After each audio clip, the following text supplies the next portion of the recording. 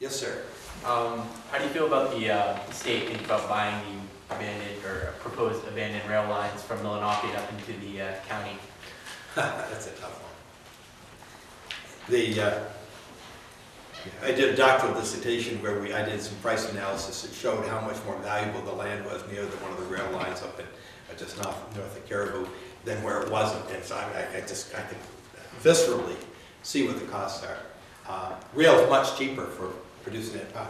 I just think we've got to get away from this idea that the state has to do it for us. I mean, the state could give tax waivers, they could do other kinds of things, but I think we've got to get away from this idea that every time we've got a problem, the state's going to step in and buy the land, or buy this, or buy the railroad and stuff like that.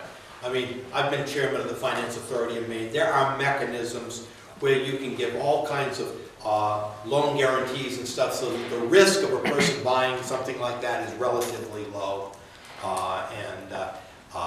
But I tell you, that's tough, because it's sort of like, should the state get involved when the feds change regulation? And think about it, if you had $1 million in a boat, and you were a herring fisherman, and they cut the catch by 40%, through no fault of yours, you're making good economic decisions, and they cut the catch by 40%.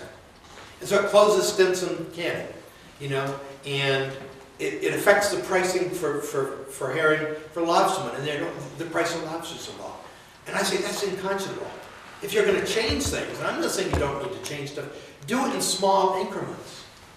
I mean, it's like the compound interest, the laws of compound interest. If you do small increments over 5 years, you can accomplish the same thing. So we've got what I call just for free enterprise and for small family businesses and stuff like that. Our federal and state regulations are just totally insensitive. So I guess I would say no, we should not be bonding for that. There's a bond in for instance, for University of Maine, University of New England wants a dentist school. And the committee is unanimous in favor of a $5 million bond for a dental school. And that's great. But there's another $2 million that's going to go to these rural public health clinics, which you have in here in Farmington, which is going to allow them to have more dental students come to practice, stuff like that. Well, that's a substitution for an operating budget. And I think when we start using our bond issues to substitute for operating budgets, boy, we've got to be awfully, awfully careful, because we're digging ourselves into a hole, because that can't go on. So I grudgingly would say I probably would vote against the bond issue for the railroad, but I would do everything in our power to find ways to incentivize, the different railroad companies and the paper mills. First thing I do, on a parallel question, and then I'll go to Domtar in Woodland, Maine, and it's exporting world-class, world-competitive pulp to China, 10,000 miles away through Eastport, to make it into paper in China.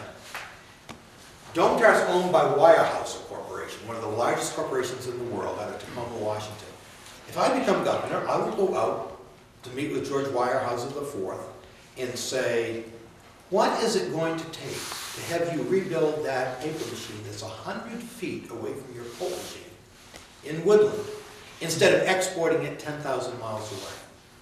What is it? We shouldn't go out and say it's the transmission system and all that. We'll do all that stuff and then something will happen. We should go specifically to Weyerhaeuser and say, because it's a $500 million investment to build that paper machine. And we know the pulp is that good because we export it to China as we speak. And so I say, is it energy costs? We'll deal with that. If it's fiber supply, we'll deal with it. If it's education, we'll deal with it. Go to Jackson Lab. We just lost a $200 million thing down. The Jackson Lab's been getting bribed away to go to Florida. Find out what it is. I remember going to Jackson Lab, and I thought it was some big thing. And they said the first thing you should do is widen the Trenton Bridge going from Trenton into Mount Desert, because we have traffic congestion there. And so I think we need to work with the private sector rather than have this big, what I call, 5-year grand plan. My feeling is government's a servant to the people, and we need to respond particularly to the industries and people who have needs here. Yes, sir.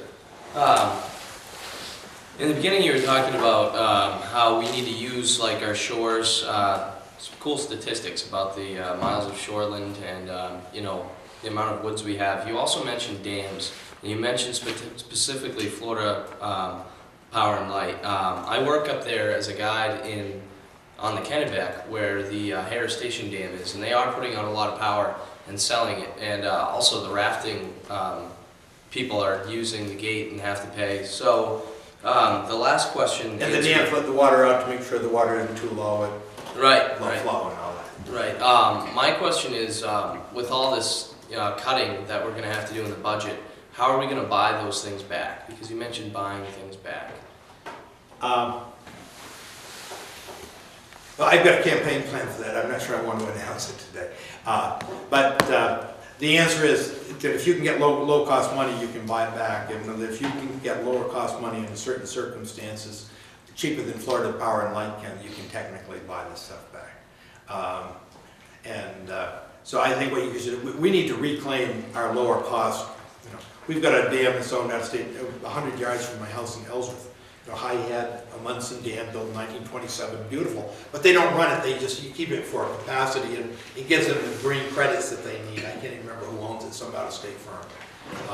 But the whole thing about buying it, if you can buy stuff back at 4% money, and Florida Power and Light, that their embedded cost is 8% money. So it would mean some kind of REA kind of funding, that kind of potential funding. I think we could buy some of it back. And maybe not, but I mean, I think it's well worth a try. The tragedy is that we passed legislation that forced Bangor Hydro and Central Maine Power to sell. And they got windfalls because these are very low-cost energy things. People paid for them. It went to their stockholders.